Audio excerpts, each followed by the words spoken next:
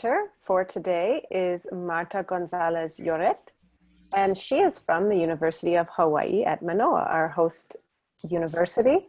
She is the chair of the Spanish division at the University of Hawaii at Manoa, where she also received her PhD in second language acquisition. And her dissertation had to do with L2 address behavior in synchronous computer-mediated communication. So she's quite the expert on that topic. And today she is going to present to us on language variety. So adapting your materials that really don't represent the different types of varieties that come in your L2, or perhaps the larger speech community that is present in your L2 but is not represented in the materials that you currently have. So if you would like to adapt your materials to expand the breadth of different types of speech that are taught through your courses, Marta is here today to talk to us about how to do that. So Marta, please take it away.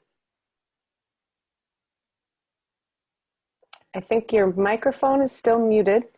Maybe you can just, down in the bottom left corner, unmute your microphone. Okay. Can you hear me there now? You go.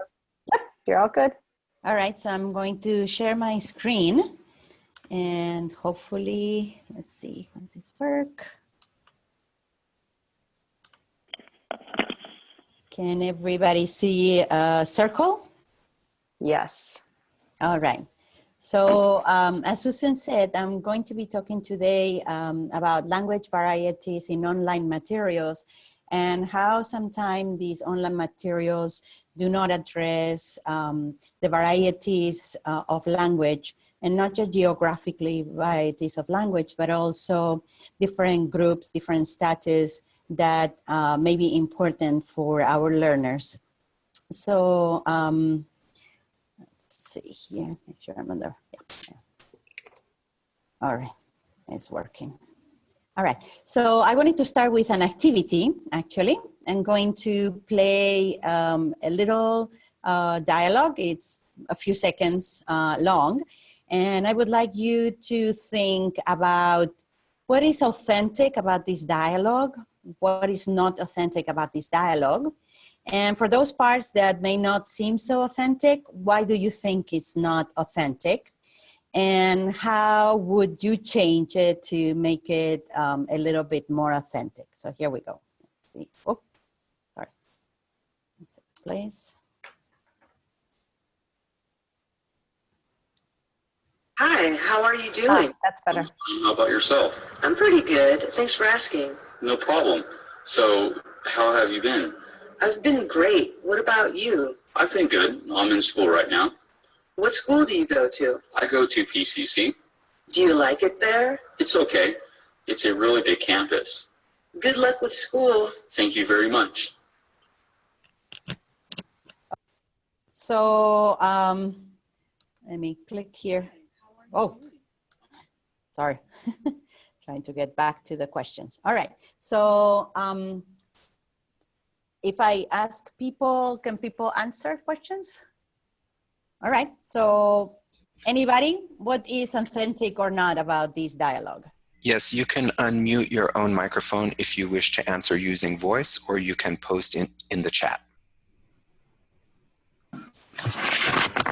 Hello, my name is Rodney from Canada. Can you hear me? Yes, I do.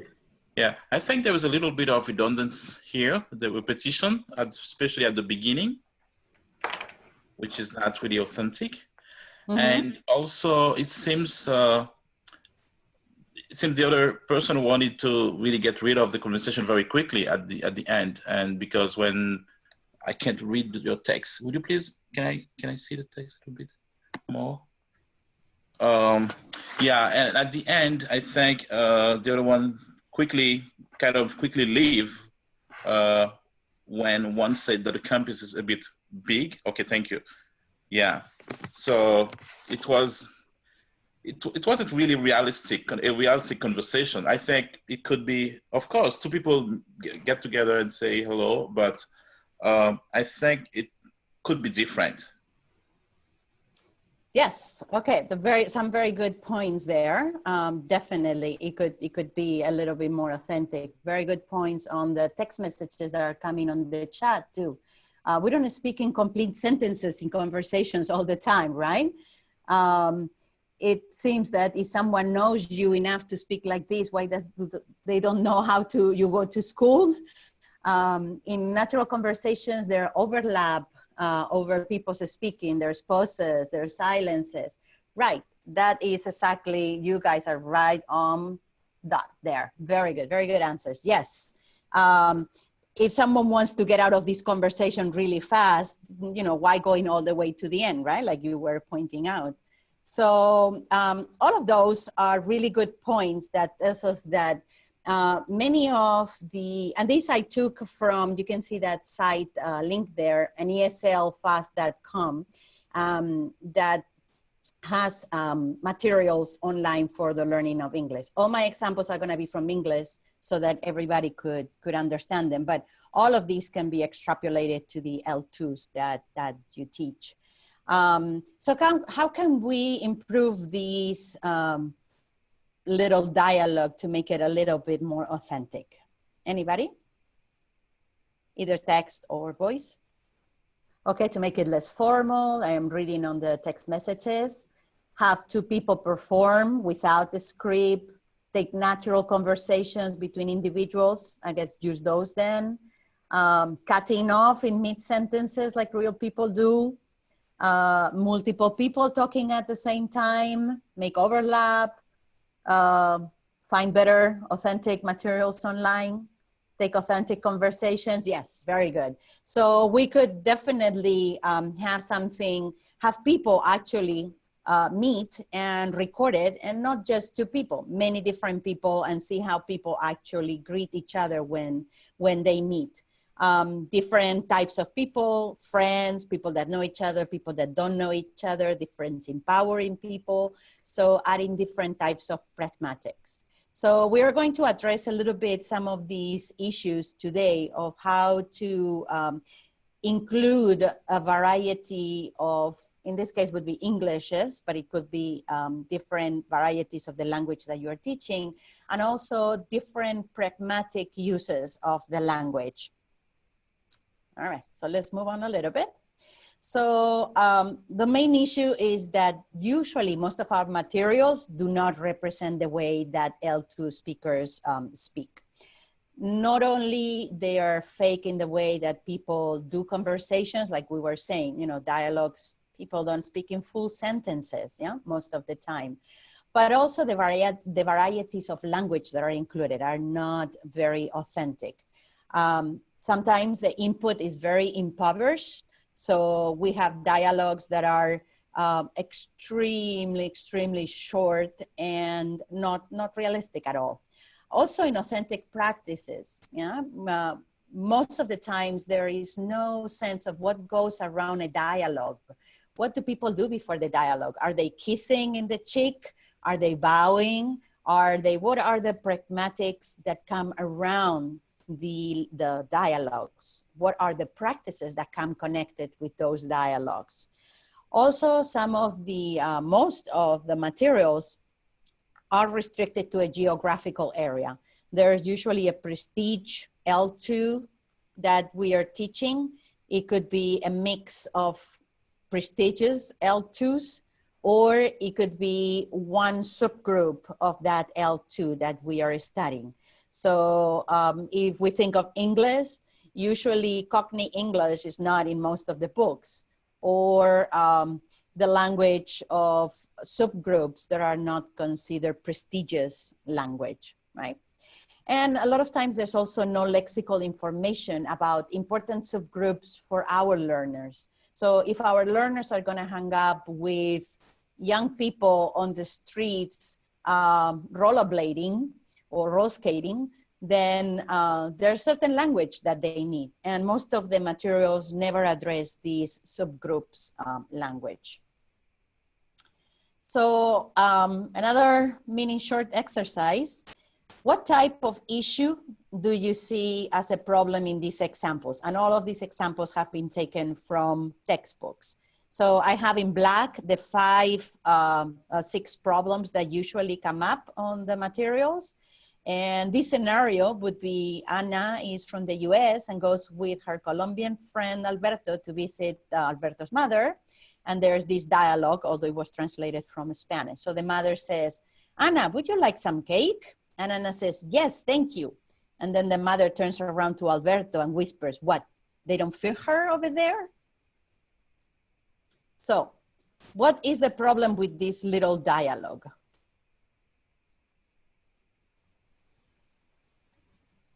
And I don't know if there's anything coming. Okay, maybe there we go. Culturally insensitive, racist. Do you need to say no first time to be polite in most cultures? Yep, right on target. How do you convey sarcasm? Right, correctly. Okay, so there are several things going on. One, this dialogue by itself makes no sense, right? We don't know if the mother is rude. We don't know if she's conveying sarcasm. We don't know anything because we are deployed of the cultural values around it, right? In a Spanish-speaking countries, you do need to reject the first time that you are offered something. Otherwise, you are considered impolite or rude. The person will always offer you a second time and then you accept. So a dialogue like this makes no sense whatsoever for students without the pragmatic knowledge. Okay, here's another one. So Naoko is learning English at the University of Portland, where she runs into John, a British student in her class. John says, hi, you're in Mr. Locke's class, right? And Naoko says, yes, you too. Do you like the class? And John says, teacher is nice, but he talks 19 to the dozen. And then Naoko looks puzzled because she is learning English in Portland. Key. So what is the problem here?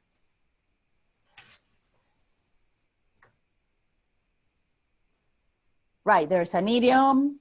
And what does 19 to the dozen mean? Anybody knows?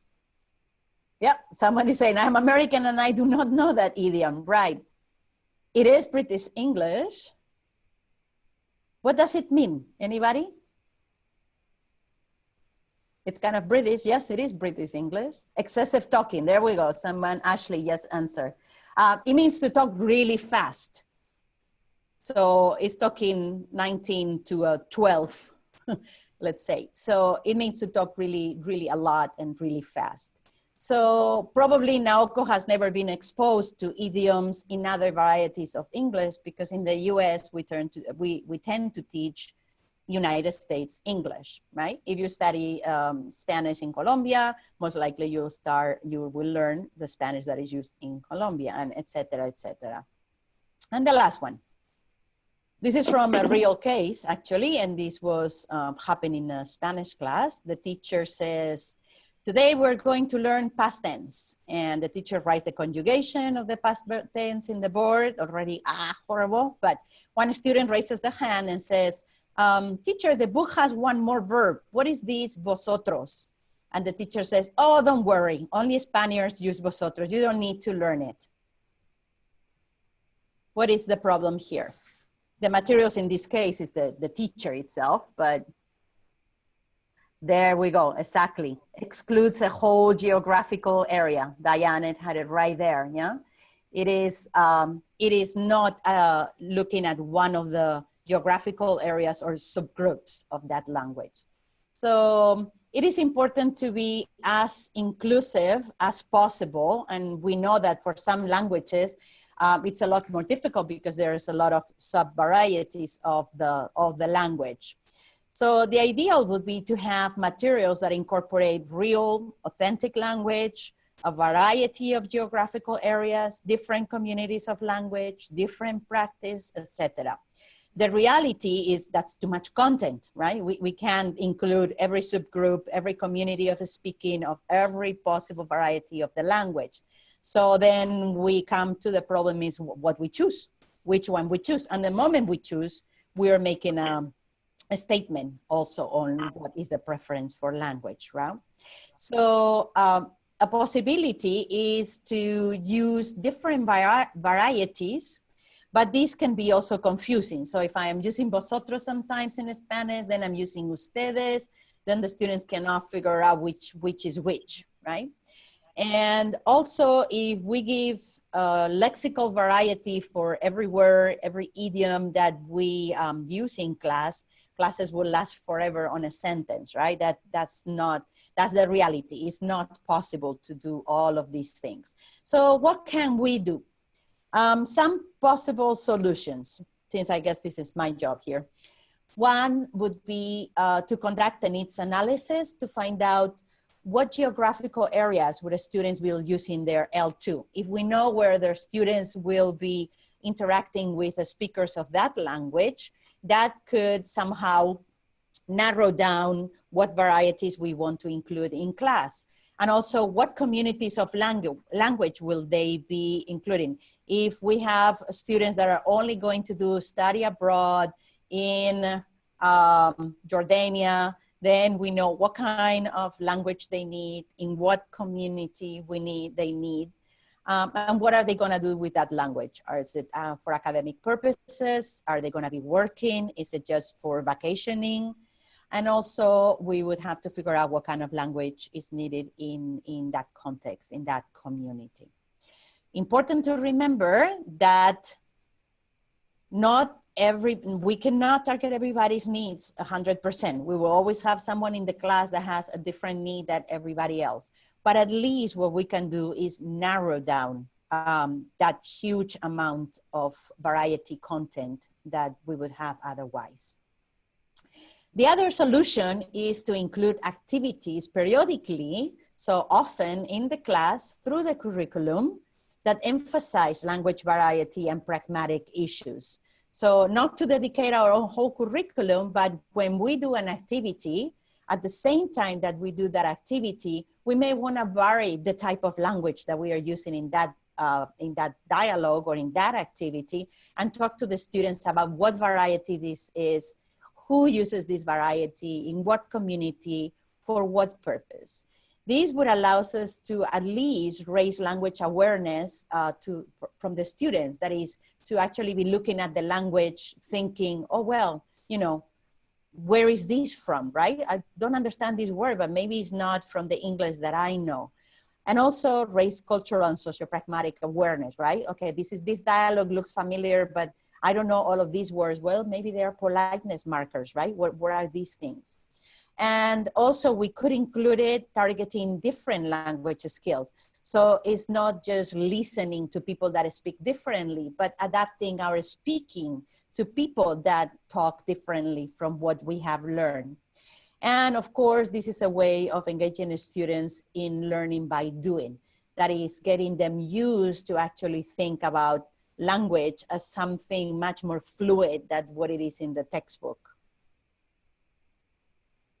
So some examples of activities that could be incorporated in the classroom, and these are just 3 examples that I could think of. Each of these I have separately in 2 steps, step 1 and step 2, but could also be level 1 and level 2. So for lower level students, they could just complete the first step, and for more advanced students, then they could also do the second step. So one activity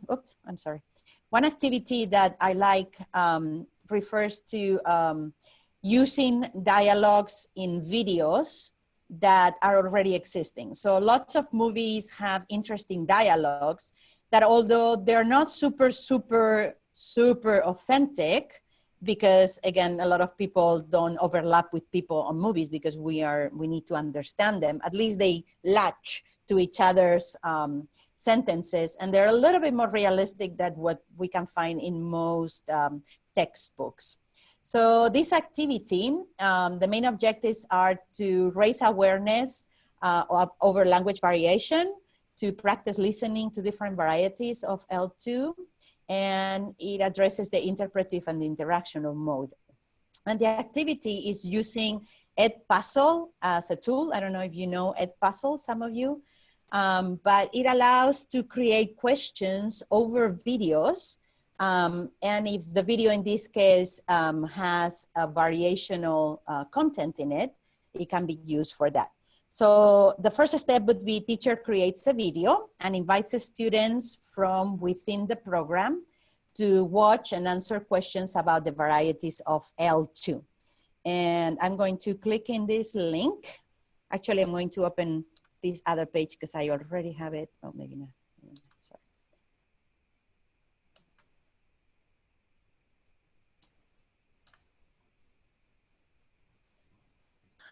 Marta, you have to go back to share screen and share that particular window because we can't see that. It's a dark overlay.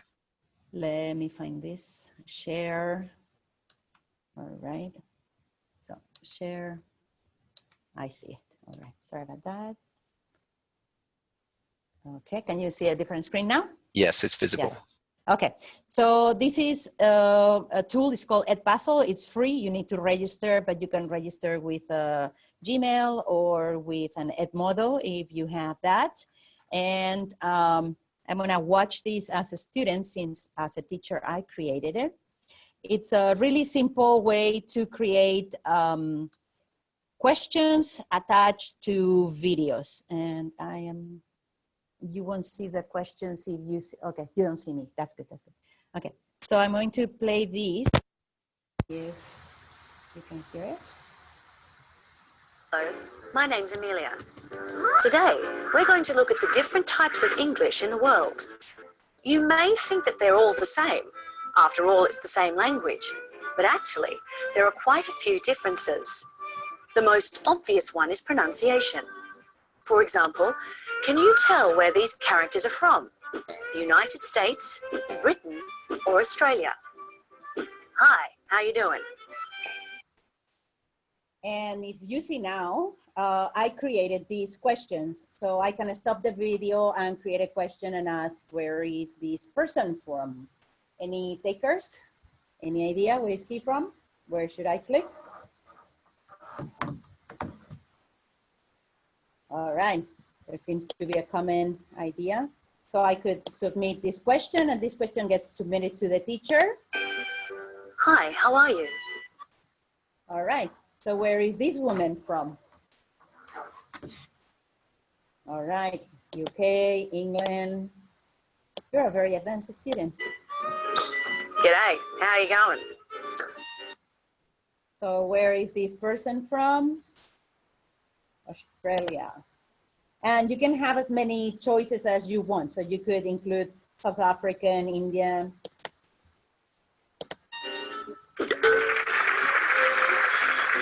It isn't just pronunciation that's different, it's also spelling.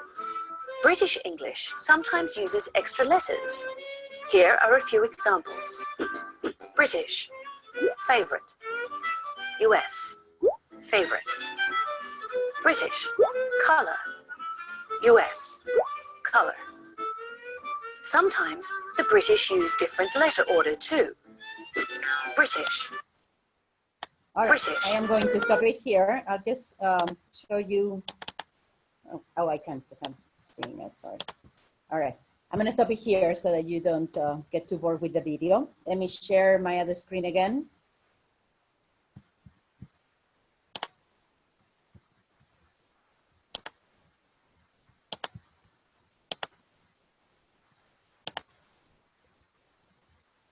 All right, so I am back here.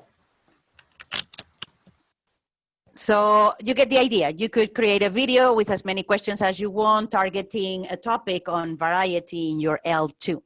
But even more interesting would be that the students themselves create those videos. So teacher can select a group of videos and place those videos in the teacher's classroom. You can create a classroom for your students, and then you can ask students to actually listen to the videos, think about variety and whatever the content is about, and have them create the questions. And then those videos can be seen by the rest of the students in the class, and the students can answer those videos too. So it's extra practice for them. Working collaboratively, if students can do that in groups, even better, because then a lot more interactional language practice happens, and we know how important it is, the negotiation of language, the use of the L2 for developing that language. So if it can be done in the L2, great. And if it can be done collaboratively, excellent. And that would be extra practice. I have added a little video here of how to add videos to EdPuzzle and how to create them. It's a little tutorial, and then I'll share this presentation with you. You can take a look at it later on. So this would be a type of activity to raise students' awareness about language variation. This other activity, interactional variation in dialogues, has the same objectives, but also to develop socio-pragmatic and pragmalinguistic awareness about the L2. That is how people talk to other people differently depending who that person is, what the purpose of the conversation is, what the context is, etc. And this can be done with any comic creation program. I have used here Tundu because it's easy to do and it is free. And it works a little bit like the first activity. In the first step, the teachers would create a comic strip which will illustrate a pragmatic act that requires the understanding of different social norms and the language necessary to do these social norms correctly in the L2. And then, I think you can read it better there. And then this strip could be included in a lesson about sociopragmatics, or how people, you don't need to use the word sociopragmatics, it's very scary for students, but how people actually interact and how it's different for different types of people. And students can go into the site and they can actually, this is the one I created. So this would be for greetings, and it's different if you greet an older person, someone your age, your boss, and the students can actually go back in here and they can modify this dialogue to write what they want to write in the dialogue. In this, I'm not sure if you can see my cursor moving. Yes. So here, if you click let others redo, the students could actually redo these, save it on the under their name, and they can send it to you for feedback. You can publish it to the world, which I just did right now, but you can actually share it just with your students. So you can do this very much into your classroom only if you want. The second step, or the second level, would be similar to the other activity. Students collaboratively would work in creating the comic strips themselves, and you can give each group a different speech act. So someone could do requests, apologies, invitation, and this of course has to do a lot with what L2 you're teaching, because invitations may be very, very similar to the L1, or they may be very different. So targeting those cross-cultural speech acts that are very different helps raising awareness about that difference. And then the students would share their comic strips. So with the other students, the teacher could create a gallery. And if we want to add a comparisons mode, for example, they could write around the gallery also, what is the difference? Why is it used different in the L2 and the L2? So that would be a language comparison. And it could be published outside of the school also, if we want to add a communities component to the activity. And the last activity that I would suggest would be also to work together the lexical variation and the pragmatic variation. And these main objectives would be to engage a student in fast retrieval of vocabulary. So this makes students think about their knowledge gap. When you present the question, they don't know the answer. They know that they don't know the answer. So this is good for going back and look at those things that we don't know. And also it's a game, so we know that a motivational factor that makes activities fun, it's important. In this case, I chose Kahoot because it allows for either video or pictures also. So if we want to do some pragmatic acts, they can be incorporated. And I think by now, pretty much everybody knows what Kahoot is. It has become very popular in the last couple years. And the first, again, in 2 levels, so 2 steps. The first step, the teacher creates a Kahoot for the students to play. And the game can be played all at once, like we're going to do right now. This Kahoot can be used at a later time as an assessment also. And as a second step, students would also create their own Kahoots and have the rest of the class play those Kahoots. So all they have to share is the link to that Kahoot for the other students to play. So let's try to play this, and that way I don't keep talking so much. Let me switch my screens again.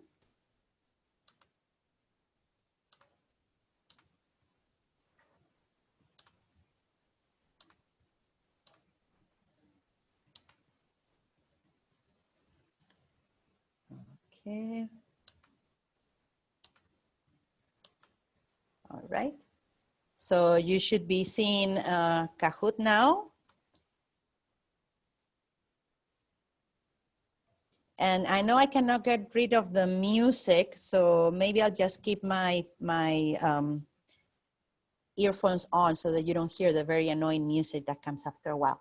So I need everybody to get a phone or a mobile device if you have one. And go to kahoot.it.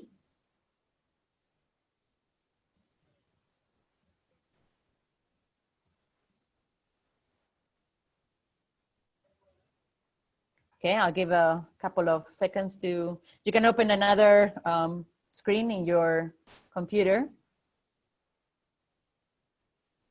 Is there a way to see if people are ready? Could you give me a thumbs up if you're ready, or just say okay? I think you should allow a few more seconds for everyone to, yes, you can play either online or on your phone.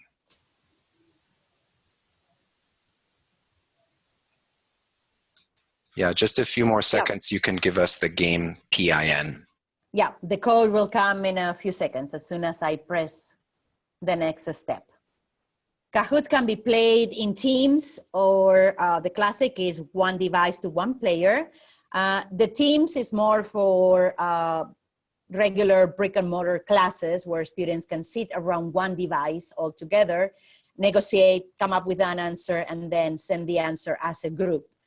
It has its own very good valuable. It's very collaborative. You're doing in the L2, students have to talk. The questions are really difficult, can be used for math questions, can be used for really intricate questions. It's really good, but it doesn't work very well for online courses. We have to stick to the classic. So I'm going to press here on classic, and now it's going to come up with a number on the screen, which is what you would have to put under the pin. And then you have to put, you also need to enter a nickname for yourself. The number is 925775.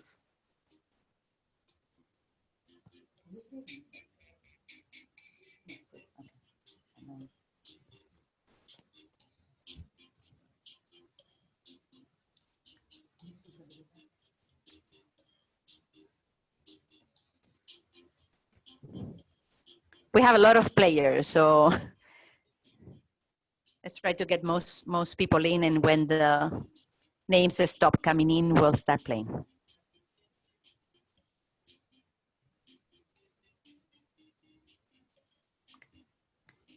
Okay.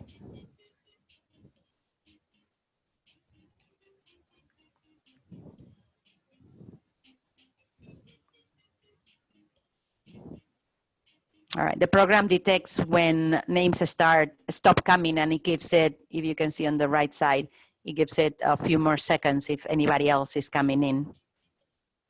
I've never played with this many people. This is going to be fun. So you will see a question on your screen, and then you will see 4 colors that correspond to the answers on the bottom of the screen. All you have to do is click or touch on the color with the right answer. So you have to actually be looking at my screen to see the questions. So you may need a double screen.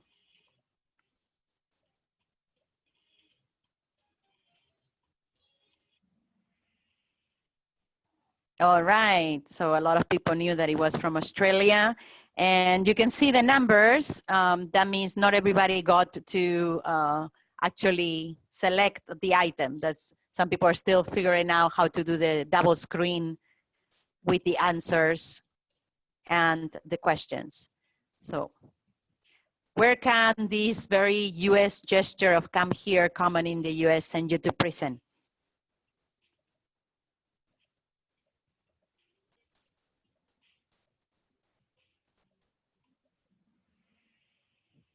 On the Philippines, yes.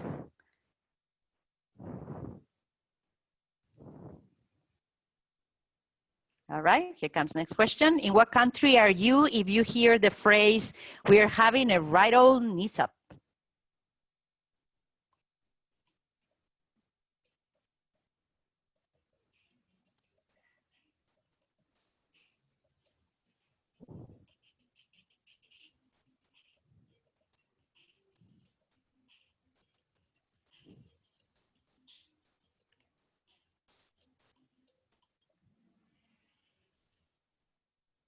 In England, yes. All right, I'm actually going to stop the game here and I'm gonna go back to my, oh, well, I'll let you play one more. So this common rock on symbol, where it's not very acceptable.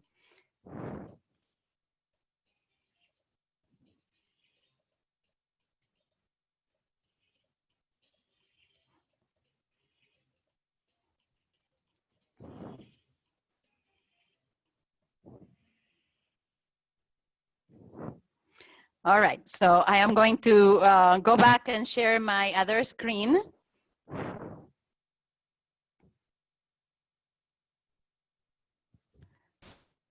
All right, so you get an idea of what you can, oops.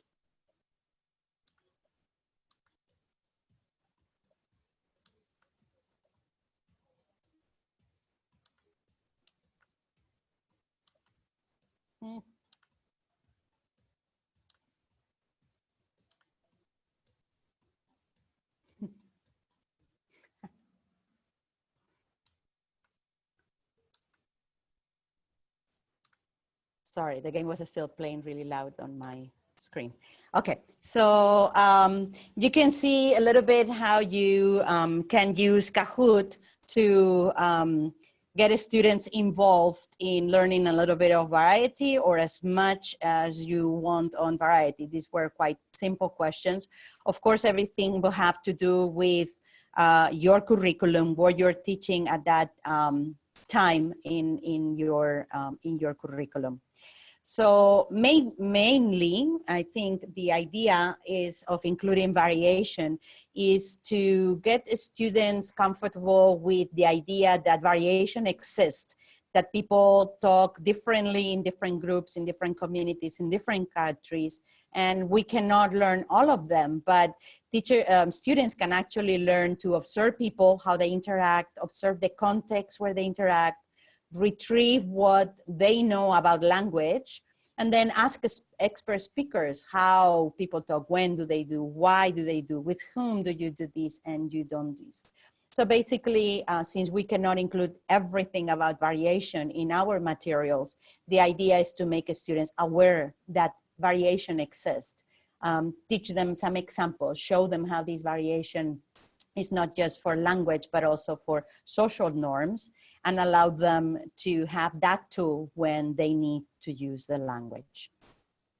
And I'll stop here. If you have any questions, comments, or any experiences that you wanna share with us.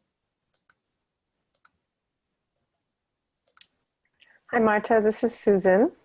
Hi, Susan. Hi, we had a few questions that came up in the chat as you were speaking. Olga just noticed, because she's accessing the webinar on her phone, that it was difficult within the Kahoot to play the game and then also see the screen, because she had to switch between those screens on one device. So for people wanting to use Kahoot, their students would really need two screens almost simultaneously. As, for example, I'm using it because I could see your screen on my laptop and then play the game on my phone. Were there any other issues such as that that you noticed for using any of these tools in the online environment? Yes, Kahoot was created to be played with mobile devices mainly. So it's assuming that you have a mobile device rather than a computer. So I think clear instructions to the students are very important, so that you have to open both the screens and have them at the same size next to each other and click here and there. I have been looking for other programs that can do it better for online. And actually, a while ago, I wrote to Kahoot and asked them also about this, what happens if you're doing a desktop, but they haven't answered back to me. If they do, I'll be happy to share the answer. Or if anybody knows of other games that are similar and work better for online environments only on the desktop, I'd love to hear about it. Looks like Gordon asked, how do you deal with the competitive nature of the game? For example, having winners and losers. Is there a way to remove the point system so that students aren't necessarily competing against each other? Would you recommend that? Or do you like the competitive nature of the game? I actually think that the competitive part of the game is what makes it a game. And we know from gaming theory that even if we say we don't, we all have a little gamer in us. We all want to drive. Well, I'm not going to get there, but I think the gaming part is good. I don't think it's too bad in Kahoot, actually, because you only get the first 4 or 5 students. So student number 35 does not know if he's a student number 6 or 50. Right? So the losers are never on a screen, which I think is good. If you want to use it for assessment, you can actually download the results of all your students in the class. And that way you know who needs extra help with the vocabulary and target that person. So I think for the teacher, that's a good tool to have. I think a little bit of competitiveness in the class is not a bad thing, personally. Mm-hmm. A couple of participants have asked about assessment. Mm-hmm. Do you use this for any type of assessment, and how do you record it? I think somebody mentioned that it breaks down into Excel. Is that something you're familiar with? Yes, it breaks down into, if you want to, I've used it for like a vocabulary type of quizzes. And if you don't want the students to know who are the best students in the class, what I do is I give them a little number, a 3-digit number that I associate with their name. I put it on a spreadsheet, and then I cut the papers. And as they come in the class, I gave Mary 123, I get John 232. And then all that appears on the screen is those numbers. So no one knows what they are getting, but I know what they're getting because the numbers are associated with their names. So that's a way of stripping the names out of the program that, for me, it works well. And some of the other activities like EdPuzzle, it's very suitable for assessment also, because you can create videos very similar to the ones that they have done, or even use 1 or 2 of the ones they have done and use them as an assessment. That way you make sure that everybody listened to everybody's and got the answers and got the feedback. And you can incorporate it very easily because they're already done for you. Mm-hmm. Let's see. Just scrolling through the chat here to see if there were any other questions we could address.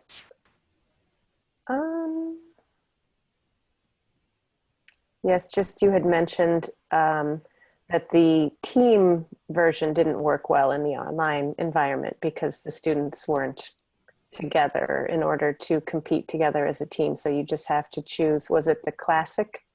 Yes. Classic version. For the team, you need to be physically around one device. Mm-hmm. So the team works well in inside classrooms where you can have groups of 4. And I've used it with more complicated questions that really need to there's no one, you know, the student that knows all and knows all the answers, but they can be a little bit more 1 or 2 or 3 step questions before the students get the answers. And because you can manipulate how much time you assign to each question, you can give them more time to think before they actually give their answers. Marta, I'm going to jump in here. This is Stephen.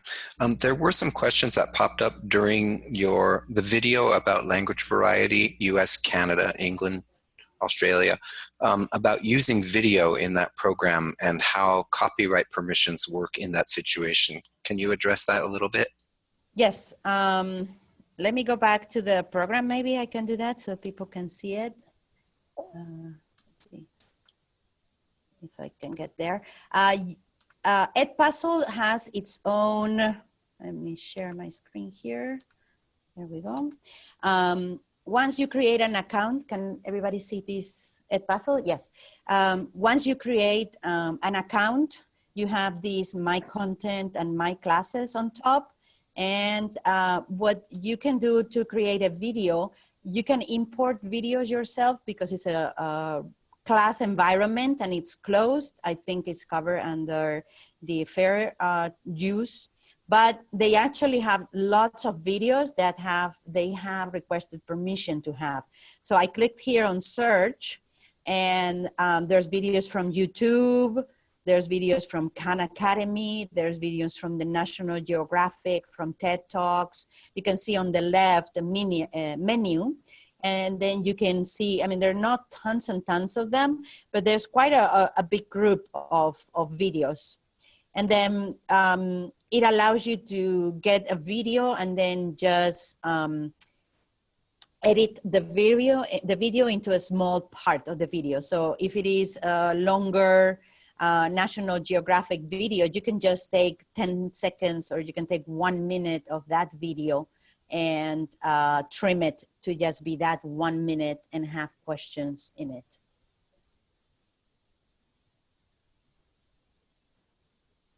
Thank you for that explanation.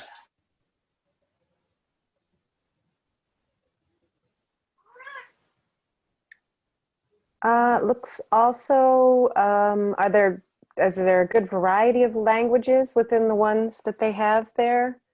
The videos? There's looks like not a lot, yeah, not a lot. Hindi or Japanese? Hindi, I didn't see any. You can import a YouTube video quite easily. And I think as long as you only use it inside the class, that should be okay. It's an easy way to import. So you have a good Chinese video, or if you can create, you know, at the beginning, some of you were saying, well, create your own dialogues, right? If you can create your own dialogues, you can very easily also upload your own videos to the system.